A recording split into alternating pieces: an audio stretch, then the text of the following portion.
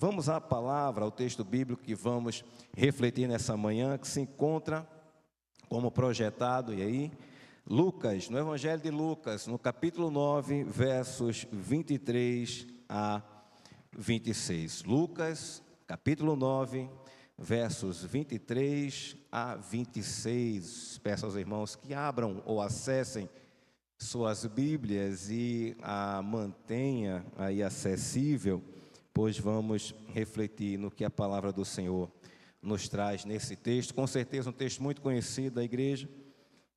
Diz assim a palavra do Senhor, verso 23, capítulo 9 do Evangelho de Lucas. Jesus dizia a todos: se alguém quer vir após mim, negue a si mesmo, dia a dia tome sua cruz e siga-me. Pois quem quiser salvar a sua vida, a perderá. E quem perder a vida por minha causa, esse a salvará. De que adianta uma pessoa ganhar o mundo inteiro, se vier a perder-se ou causar dano a si mesmo? Pois quem se envergonhar de mim e das minhas palavras, dele se envergonhará o Filho do Homem, quando vier na sua glória e na glória do Pai e dos santos anjos.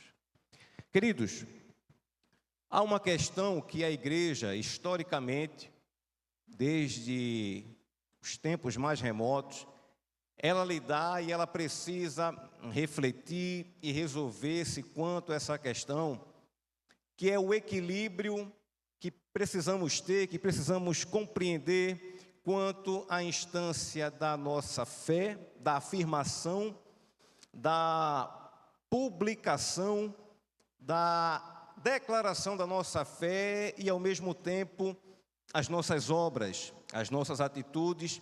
Isso invade tanto a perspectiva individual, essa coerência ou esse equilíbrio no contexto individual, mas também no contexto coletivo, no contexto da igreja.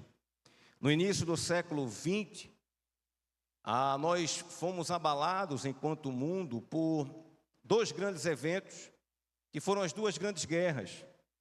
E nesse contexto, nós vemos as produções de um eminente teólogo chamado Bonhoeffer, Dietrich Bonhoeffer. Ele era alemão e, no contexto do seu país, ele exerceu, ele trabalhou, ele direcionou as suas produções justamente nessa questão que a gente iniciou a nossa reflexão nessa manhã. Ele pensou nesse contexto do equilíbrio entre aquilo que nós temos por fé, aquilo que nós declaramos como fé e também a nossa prática, a nossa vida, aquilo que nós fazemos, as nossas atitudes. E ele fez isso analisando qual era o testemunho, que ele via em meio ao seu país, o testemunho da igreja que confessava a Cristo e como ela se portava no seu meio, no seu contexto, no seu tempo. Isso é um pensamento muito útil e muito necessário a todos nós, porque nós temos um compromisso com essa realidade aqui, muito certamente e muito embora nós precisamos olhar para o final dos tempos, olhar para frente, mas hoje, o momento de agora, precisa ser também pensado e abarcado pela igreja. E quando ele olha para o seu lado, quando ele passa a analisar a caminhada da igreja, a atuação da igreja no contexto do seu tempo, ele percebe duas situações que se mostram muito evidentes na prática da igreja, na vida da igreja, no diálogo com o seu tempo. Ele diz que quando olha para a igreja, olha para o seu tempo, ele vê a manifestação da fé através de dois tipos de graça. A primeira graça que ele identifica, e talvez, muito embora ele tenha escrito lá na década de 40, em 1940, mas se mostra muito vivo ainda hoje, ele percebe que muitos de nós, muitas das igrejas, elas expressam aquilo que ele chama de graça barata. Uma graça, queridos, que ela fala de perdão, por exemplo, sem arrependimento. É uma graça que ela fala, queridos, de batismo, mas sem a disciplina comunitária. Uma graça em que a igreja ela fala da ceia do Senhor, mas ela não fala, por exemplo, de confissão dos pecados. Essa graça barata, queridos, ela fala de absolvição, de perdão de pecados, mas sem confissão deles. Essa graça barata, trazida por Bonhoeffer, ele vê uma realidade de um querer, de um acenar positivo, de um pensar em Cristo, mas sem o discipulado. É como se fosse uma realidade em que a cruz, ela é ventilada, ela é falada, ela é chamada ao debate, à reflexão, mas essa cruz sem um Jesus Cristo vivo e encarnado. Ele olha para a realidade da igreja e ele percebe que muitos seguem dessa forma. Parece que mergulhamos numa realidade em que Cristo resolveu os nossos pecados, resolveu os nossos problemas, e a partir daí nós não temos nenhum compromisso com Ele, porque tudo foi resolvido na cruz, e a igreja simplesmente precisa dar glória e agradecer e viver a sua vida como ela bem entende. Ele diz que essa graça é uma graça barata, barateada, sem valor. Mas ele percebe também um outro tipo de graça. Quando ele olha para a igreja no seu tempo, para o seu momento, ele percebe que também existe ao lado dessa graça barata, a graça preciosa. E ele diz que essa graça preciosa, escute, ela é o evangelho que se deve procurar sempre, de novo, e de novo, e de novo. A graça preciosa, ao contrário da barata, ela é o próprio evangelho, a própria mensagem de Jesus, a própria mensagem de redenção, a própria mensagem de renovo, a própria mensagem de que Cristo veio nos trazer a uma reconciliação e ao refazer da nossa pessoa, da nossa personalidade, da nossa existência. Ele percebe essas duas graças e ele acentua a graça preciosa, queridos, dizendo que ela é o dom pelo qual nós temos que orar. Que essa graça preciosa, ela é a porta a qual se tem que bater. E ele diz que essa graça, ela é preciosa porque ela se refere ao chamado ao discipulado. E não é qualquer discipulado. Essa graça preciosa, ela chama ao discipulado de Jesus Cristo. Chama a segui-lo, chama a olhar para Ele, chama a pensar nele, a ter toda a centralidade de nossa vida nele, a direcionar toda a nossa fé a Ele. Ele está no centro da nossa fé e é a Ele que nós devemos voltar os nossos olhos. Queridos, no texto que nós lemos, Jesus faz menção direta ao que Bonhoeffer chamou de graça preciosa. O texto que nós lemos está contido no contexto em que Jesus expõe aos seus discípulos o caráter da entrega decidida e restrita do seu sacrifício. É certo que Mateus e Marcos, eles retratam o contexto dessa fala de Jesus que nós acabamos de ler, de uma forma talvez mais específica e mais extensa. Mas Lucas não deixa a desejar no sentido de nos dizer e nos fazer entender em que contexto Jesus está trazendo isso. Pouco antes de Jesus falar o que falou e que nós lemos aqui, ele está com os discípulos e ele pergunta aos discípulos: quem dizem que eu sou? E aí os discípulos dizem que você é um profeta, que você é Elias, e dizem um sem número de opções para quem Jesus Cristo é. E ele olha, e talvez nós possamos dizer no fundo dos olhos dos discípulos, e pergunta a ele: quem vocês dizem que eu sou? Pedro, levado pela revelação divina, ele diz: tu és o Cristo, o Filho do Deus vivo. Esse momento de êxtase, ele é celebrado por Jesus. Ele diz: não foi carne e sangue que te revelou, mas sim o Pai. Você está dizendo isso, e sobre esta pedra, como nós cantamos aqui agora há pouco, a igreja será edificada. Mas logo depois desse ápice, logo depois desse cume, Jesus diz que está indo para Jerusalém morrer, sofrer e se entregar, ser dependurado numa cruz. Parece um paradoxo. Como Cristo, o Filho do Deus vivo, logo depois dessa grande e poderosa revelação, agora ele vai dizer que vai sofrer por mão de homens pequenos, sem poderes, ínfimos, aquilo causa uma revolução, uma crise, um conflito na cabeça de Pedro, inclusive pela realidade do judeu esperar no Messias que fosse um grande líder político, que fosse um mito. Eles olham para Jesus e dizem, como assim? E Pedro, no seu rompante, sua personalidade, ele diz, não, Jesus, não diga isso não vai te acontecer. Jesus o repreende e diz que ele está cogitando com um pensamento humano, secular, carnal e não com o pensamento de Deus. E Jesus aproveita o escândalo dos discípulos de olhar para quem tem todo o poder e, ao mesmo tempo, esse que tem todo o poder, se entregar como alguém frágil em favor de outros. Ele diz, olha, eu preciso passar por isso. O meu sacrifício, a minha missão, esse meu ministério, ele requer, queridos, uma entrega decidida. Ele requer uma entrega cabal e uma entrega irrestrita.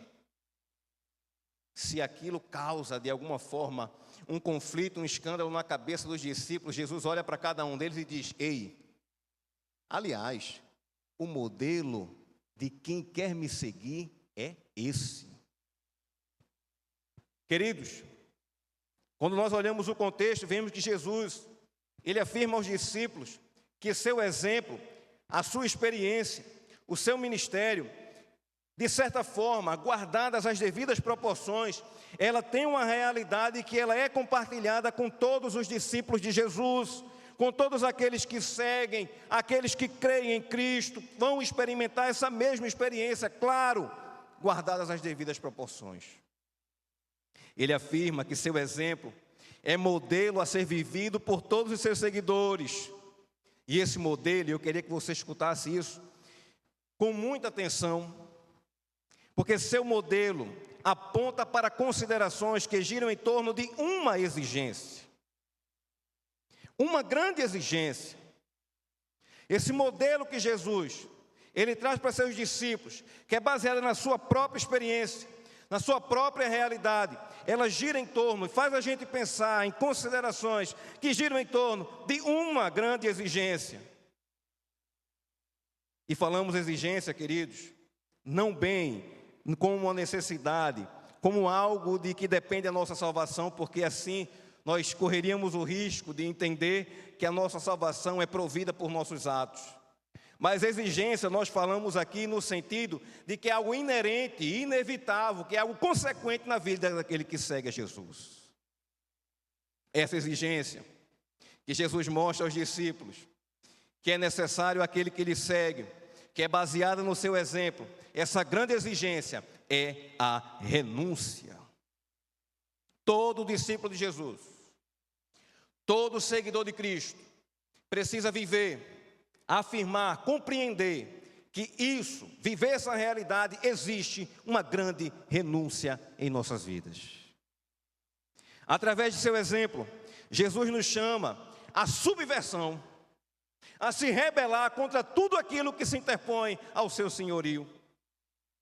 Por isso mesmo, ser discípulo de Jesus, como falou Bonhoeffer, não é algo barato, não é algo sem valor, destituído de uma realidade a que nós precisamos atender. Mas, queridos, ser discípulo de Jesus é uma realidade que demanda um preço a ser pago. Tem um preço que nós precisamos honrar.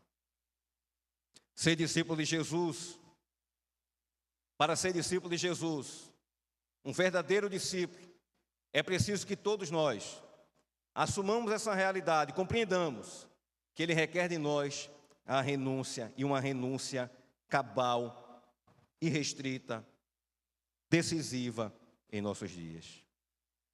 Esse preço, que ele deixa muito claro nos textos que nós acabamos de ler, nos 4 versículos que nós lemos, ele é composto, por sua vez, por alguns custos. E me permita falar assim, porque a priori preço e custo seria sinônimo.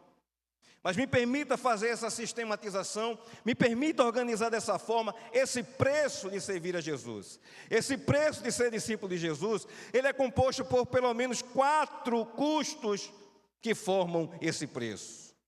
E o primeiro custo do preço do discipulado, escute, é um passo decisivo. Verso 23, acompanhe comigo.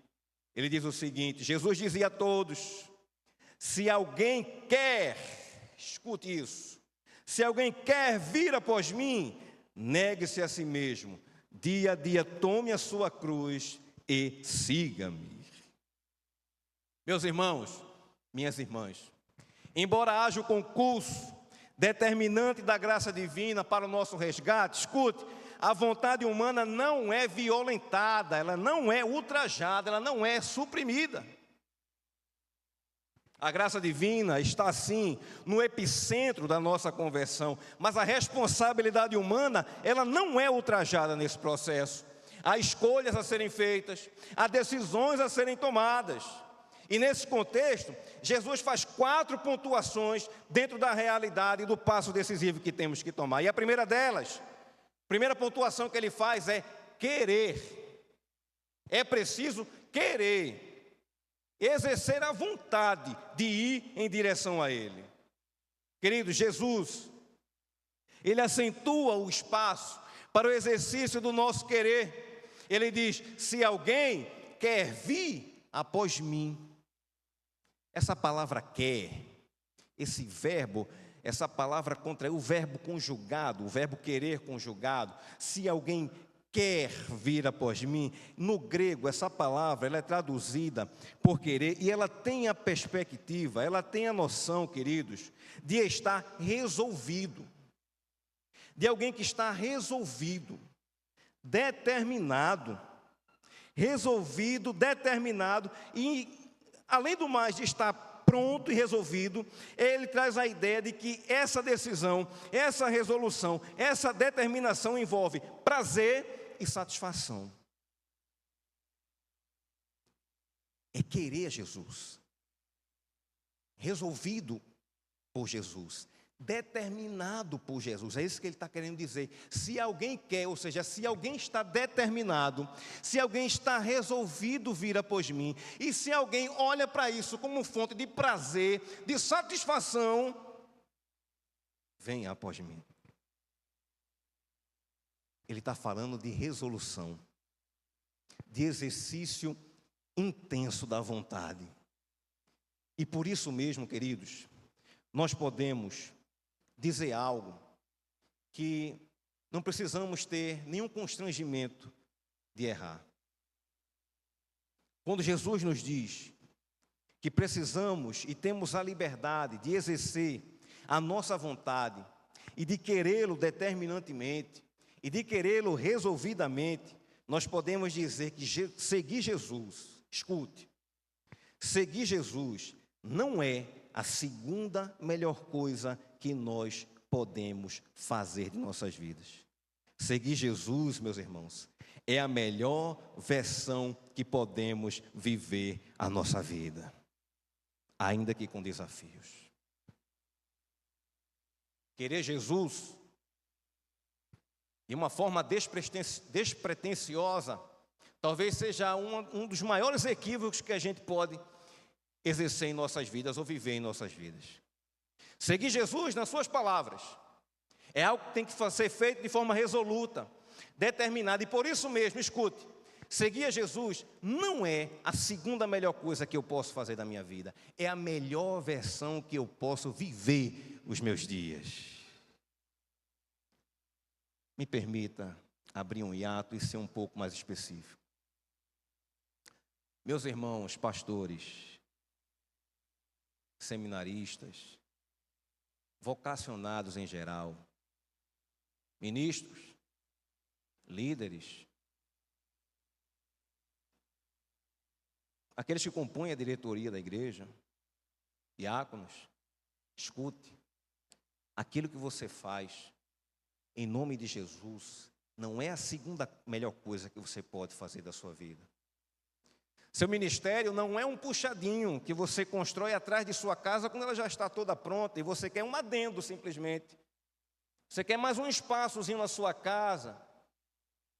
O ministério que Deus tem em nossas vidas é o carro-chefe do nosso viver, é o carro-chefe de nossa identidade, é o carro-chefe de nossa existência. Seguir a Jesus é algo que é eivado de todo o valor que a gente possa imaginar.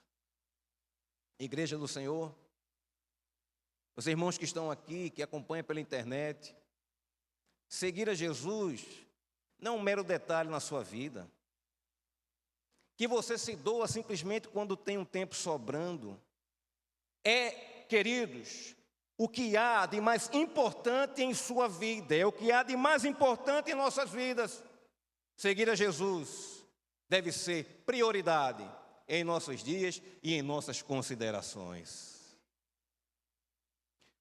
O segundo ponto que Jesus traz, a segunda pontuação que ele faz nessa perspectiva do passo decisivo, é negar-se. Ele diz que devemos negarmos-nos a nós mesmos, negar a si mesmo. E isso significa, queridos, libertação de todos os preceitos humanos que só oprimem, sobrecarrega, preocupa e tormenta a nossa consciência. Queridos, quem aqui já experimentou dirigir os seus dias no seu pensamento, na sua força, já sentiu a solidão, a dor, a agrura, o desespero de quem segue esse caminho? Não façamos isso. Não fiquemos no controle de nossas vidas. Jesus nos chama a negar o autogoverno, a ideia de que somos fortes, de que somos inteligentes e de que podemos nos governar. Ecoa em nossos ouvidos o chamado de Jesus registrado em Mateus 11, 28, onde ele diz: venham a mim, todos vocês que estão cansados e sobrecarregados, e eu os aliviarei. Conduzir a nossa vida conforme a nossa ideia é colocar um fardo pesado em nossas costas. Significa, queridos, negar a si mesmo, significa sair de sob o jugo dos nossos próprios acordos, nossos próprios pensamentos e submeter-se decididamente ao senhorio de Jesus Cristo. Paulo entendeu isso e, falando aos Gálatas, ele diz o seguinte: logo, já não sou eu quem vive, mas Cristo vive em mim. E esse viver que agora tenho na carne, vivo pela fé no Filho de Deus, que me amou e se entregou por mim. Louvado seja Deus. Ele chama a cada um de nós a dar um passo decisivo, e esse passo ele precisa estar empanado no nosso querer, na nossa vontade de ir até Ele, entendendo esse valor. Ele também nos chama a considerar a necessidade de negar a si mesmo, deixar o governo da nossa vida na mão dEle. Mas também ele diz, a terceira pontuação é que nós precisamos tomar a nossa cruz dia a dia. É interessante que nos evangelhos sinóticos essa passagem está presente. E nas três passagens, queridos, ela fala que há necessidade de nós tomarmos a nossa cruz. Mas só Lucas traz esse detalhe de tomar a nossa cruz dia após dia. Há um desejo, há uma intenção muito forte no relato de Lucas, na teologia lucana, de trazer essa perspectiva do movimento. E trazer essa ideia, queridos, de uma história que se move e de uma realidade que se vive cotidianamente. E ele diz que nós precisamos tomar a nossa cruz dia após dia até o dia do Senhor. E tomar a cruz significa essa união com Cristo, esse assumir a mensagem e a perspectiva de alguém que segue a Cristo. Isso traz duas implicações, pelo menos. A primeira delas, escute, é aceitar o sofrimento e a rejeição por parte do governo do mundo em face da necessidade divina.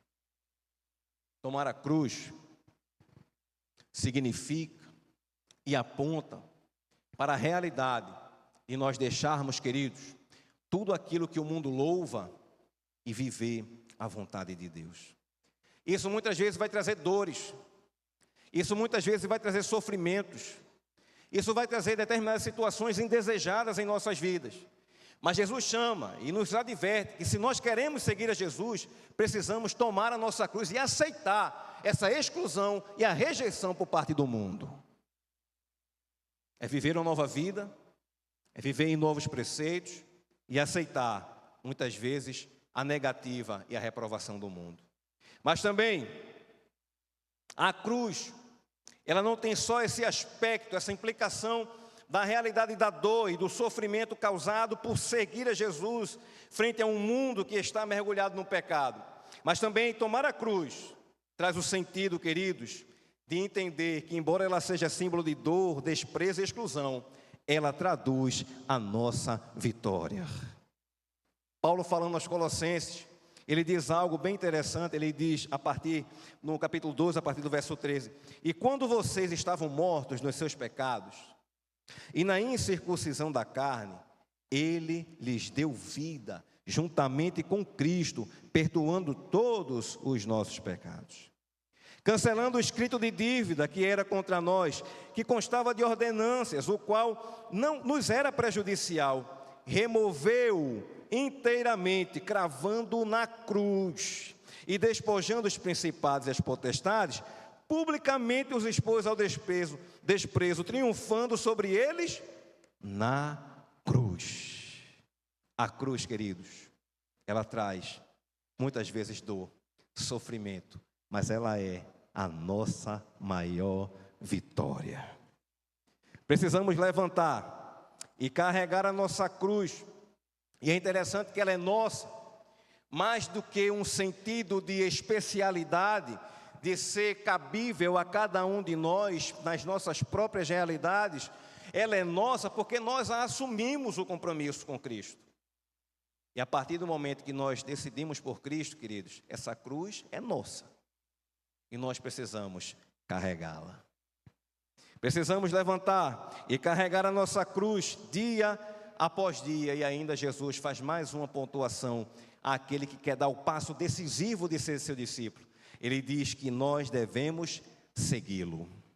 Ele destaca que o exercício do nosso querer em sua direção conta com o abandono do autogoverno, passa pelo desapego ao louvor dessa era e se concretiza no ato de seguir, imitar, viver os seus passos. Seguir a Jesus é persistentemente, escute, amar o que Ele ama e aborrecer aquilo que Ele aborrece.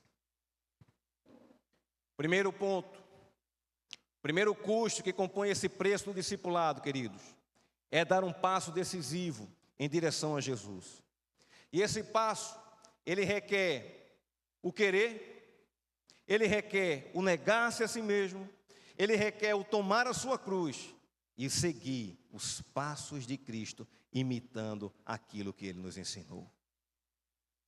Para além disso, Jesus, ele também traz na sua palavra a ideia de um segundo custo que compõe o preço do discipulado. E esse segundo custo é uma mente transformada. O primeiro nós vimos, um passo decisivo. E esse passo decisivo está diretamente ligado a uma mente transformada. Verso 24, Jesus diz o seguinte: pois quem quiser salvar a sua vida, a perderá. E quem perder a vida por minha causa, esse a salvará. É interessante, queridos, que esse texto ele traz uma realidade que nos deixa muito maravilhados. É muito comum nas nossas relações esse querer de um pelo outro, ou querer algo, ou se direcionar a algo, ou tentar buscar algo, ou fazer uma escolha por algo, ele ter, digamos assim, trabalhado dentro dessa realidade, perspectivas e pontos e especificidades as mais diferentes. Por exemplo, quando nós vemos a relação sendo firmada entre um homem e uma mulher, numa perspectiva conjugal, nem sempre essa escolha, essa decisão, ela tem uma complexidade de fatores, muitas vezes apenas um fator é o que interessa. E aí nós vemos muitas vezes a junção de determinados casais que entender aquela união muitas vezes fica até difícil. E ao que tudo indica, normalmente, é porque algum fator ele preponderou naquela escolha. Mas não é assim que Jesus faz nessa relação conosco. Ele não está interessado em que a gente só olhe para uma perspectiva, ou ele não olha para nós simplesmente em um aspecto.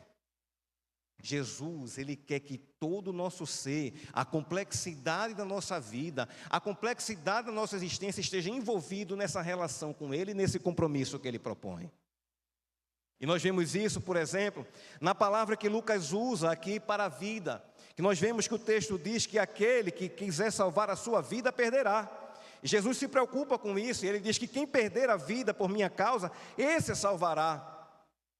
A perspectiva de Lucas, que ele traz aqui de vida, é como aquilo no qual há o fôlego de vida, abarcando os sentimentos, os desejos, afeições, aversões, enfim, o ser vivo em toda a sua completa existência. Jesus, ele quer nessa relação com ele, nesse discipulado que ele propõe às nossas vidas, que toda a nossa existência esteja envolvida e comprometida com aquilo que ele traz para nós. E nesse contexto, ele diz, olha, se nós continuarmos com a mente que nós tínhamos, com a mente manchada pelo pecado, nós vamos achar que seu discipulado é perder a vida. Nós vamos achar que aquilo que ele propõe para nós, aquilo que ele tem para os nossos dias, aquilo que ele tem nos ensinado, aquilo que ele coloca para as nossas vidas, é na verdade um perder a vida, um amenizar a vida, desnutrir a vida. E a gente vai entender, a gente vai achar que na verdade aquilo que perde a vida, que faz a vida se escorrer pelas nossas mãos, que faz a gente perder a vida, é na verdade ganhar. Ele diz que a gente precisa mudar, virar essa chave. Transformação de mente. Entender, queridos, que aquilo que parece salvar a nossa vida, na verdade, drena a nossa vitalidade. E aquilo que muitas vezes parece um esmaecer da vida, Jesus está querendo dizer que não, isso faz com que a gente tenha vida. Parece muitas vezes que obedecer aos mandamentos de Deus, viver a palavra do Senhor, é perder o nosso tempo. É deixar os nossos dias serem gastos sem muita objetividade. Parece que atender aquilo que a gente quer, atender os nossos desejos, atender as nossas vontades e viver como a gente quer, parece que isso de fato é o que traz o valor e traz um agregar à nossa vida. Mas Jesus diz não. Aquilo que se interpõe ao seu senhorio, aquilo que contraria a sua vontade, não vai nos trazer vida. Vai simplesmente fazer com que a nossa vida, ela se escorra e venha a se esvair. Para seguir a Cristo, queridos, é preciso mente transformada. É preciso deixar com que Ele trabalhe os nossos conceitos, que Ele trabalhe os nossos preceitos, que faça com que a gente pense de uma forma diferente a forma como Ele quer que nós pensemos. O apóstolo Paulo, falando aos Filipenses, ele diz, mas o que para mim era lucro, isto considerei perda por causa de Cristo. O discipulado de Jesus, meus irmãos, ele custa um passo decisivo, mas também o discipulado de Jesus custa uma mente transformada. Um outro custo que seguir a Jesus coloca para a nossa consideração, a consideração dos nossos dias, meus irmãos e minhas irmãs. O terceiro custo que ele traz é que precisamos ter os nossos valores ressignificados. Veja o que diz o verso 25, ele diz, de que adianta uma pessoa ganhar o mundo inteiro se vier a perder-se ou causar dano a si mesmo? É interessante que nesse texto, Jesus afirma, Jesus acentua, Jesus sublinha, ele realça aquilo que ele falou no texto anterior. Ele afirma o que foi falado e ele também traz uma nova perspectiva. Ele diz que os nossos valores, através dessa mente transformada, eles precisam ser ressignificados. De acordo, queridos, com o curso do nosso tempo, escute, o que há de mais valioso é o mundo. E por mundo aqui no texto que Lucas ele nos traz, ele quer nos trazer a ideia de que ele se refere o mundo como uma totalidade de bens, riquezas, prestígios, vantagens, prazeres, que apesar de vazios e frágeis e passageiros, eles provocam desejos que desencaminham de Deus e são obstáculos para a causa de Cristo. O que adianta angariar tudo aquilo que a gente dá valor aqui, numa perspectiva mundana, numa perspectiva secular, na perspectiva da nossa carne? O que adianta nós agregarmos, juntarmos, acumularmos, ganharmos, se isso no final das contas vai fazer nós perdermos a nós mesmos, perder a nossa vida?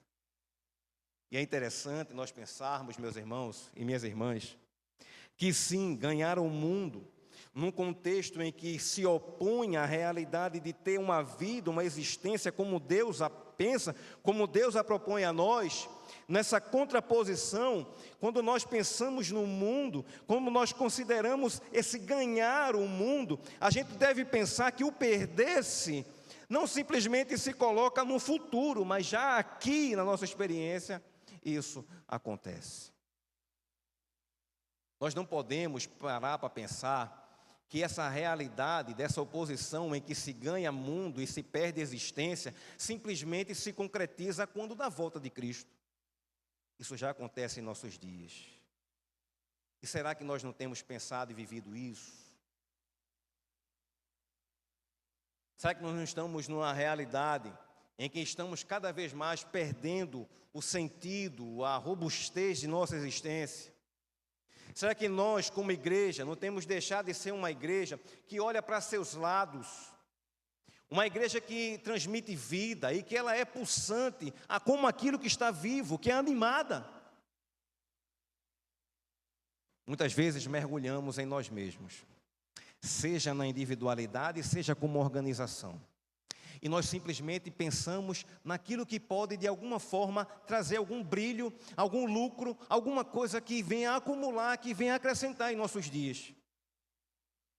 E com essa gana, com essa obsessão, com esse desejo de simplesmente de ter, de ganhar, de acumular, de acrescentar, nós muitas vezes perdemos a nossa vida, a nossa essência, a nossa existência.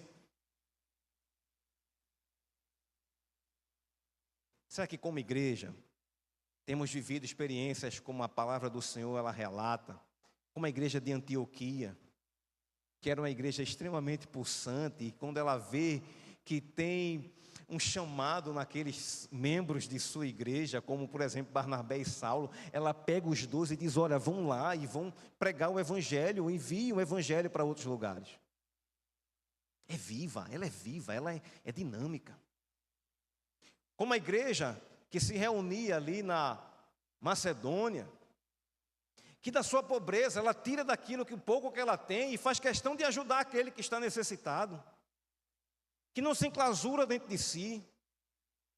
Será que nós, como crentes, como seguidores de Cristo, como os discípulos, nós temos vivido de fato uma vida que se mostra a esse mundo como algo diferente, algo animado? Ou a gente tem mergulhado nesse pensamento de simplesmente olhar para si, olhar para a nossa individualidade e querendo simplesmente pensar naquilo que possa trazer vitória para nós? Precisamos, queridos, entender que ao passo que a gente abraça o mundo, ao passo que a gente abraça esse pensamento do nosso tempo, ao passo que a gente abraça essa realidade de vida, nós estamos esmaecendo, apagando e diminuindo a nossa existência. E o final disso tudo, ele é trágico. Porque aquele que escolhe ganhar o mundo, vai perder a si mesmo.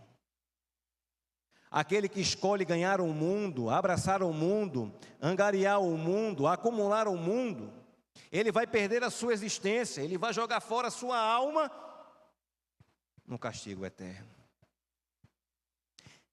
O terceiro custo do discipulado de Jesus, do verdadeiro discípulo, que compõe esse preço do discipulado, é a ressignificação dos nossos valores.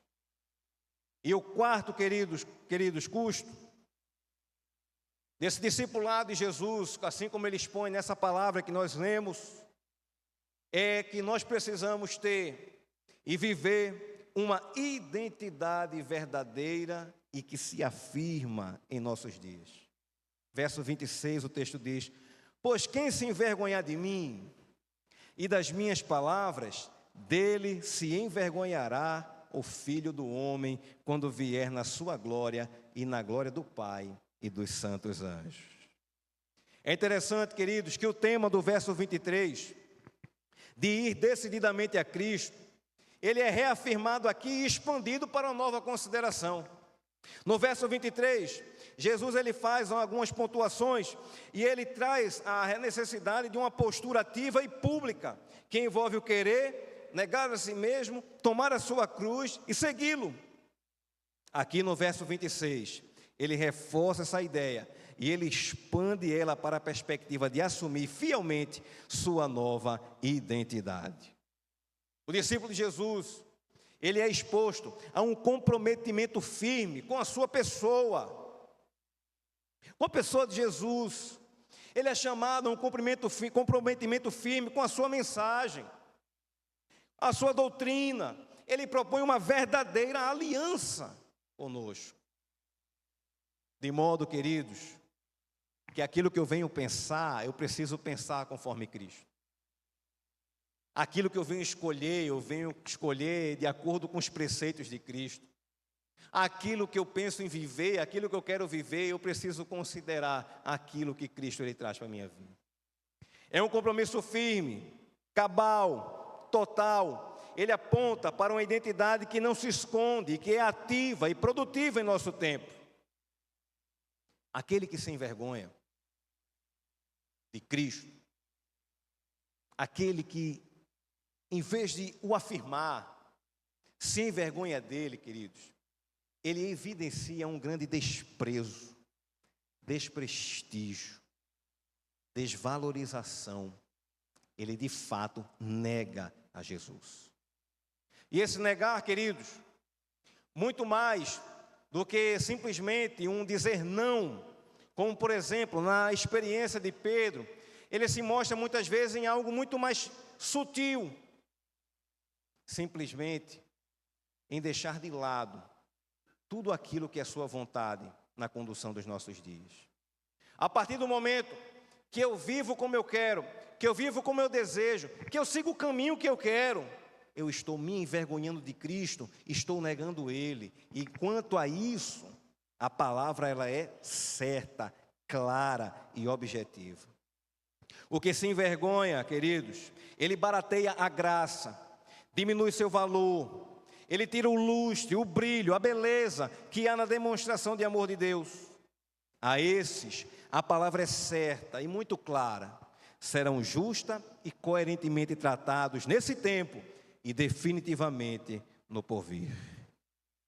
O discipulado de Jesus, ele custa a afirmação de uma nova identidade, uma identidade que o expressa, que o afirma e que o entroniza em nossas vidas. Do contrário, queridos, se nós negamos isso, se somos indiferentes a isso, nós estamos nos envergonhando dele e negando a Jesus. Para concluir, meus irmãos, nós entendemos que existe uma forte tentação a aceitarmos como eficaz a atmosfera produzida por uma graça barata, que só produz indiferença na busca de paz em meio ao caos do pecado. Mas também nós vemos que as palavras de Jesus, elas mostram o caminho contrário de uma graça que é preciosa, poderosa e que se coloca diante de nós trazendo a exigência de renúncia. Renúncia em discipulado. Essa renúncia é o preço de seguir a Jesus. E ela é composta de pelo menos 4 custos que nós vimos a segui-lo. Um passo decisivo, uma mente transformada, valores ressignificados e uma identidade afirmada. Jesus deixa claro que se comprometer com esses custos e viver o preço do discipulado é a única maneira de nós termos vidas aqui e experimentarmos a vida robusta que Ele nos promete na eternidade. O preço que pagamos nesta vida, escute, não se compara à glória com que está nos esperando, que em nós será revelada. Falando aos Romanos, Paulo diz: porque para mim tenho por certo que os sofrimentos do tempo presente não podem ser comparados com a glória a ser revelada em nós. Que o Espírito Santo nos conduza a pagar o preço do discipulado de Jesus, a honrarmos com esses custos que nós vimos, de um passo decisivo, de uma vontade que se expressa, de uma mente transformada, de valores que são ressignificados e da afirmação de uma nova identidade. Que o Espírito Santo nos conduza a viver essa entrega com coragem, com muita verdade e com fidelidade ao nosso Senhor. Que Deus, queridos, nos abençoe.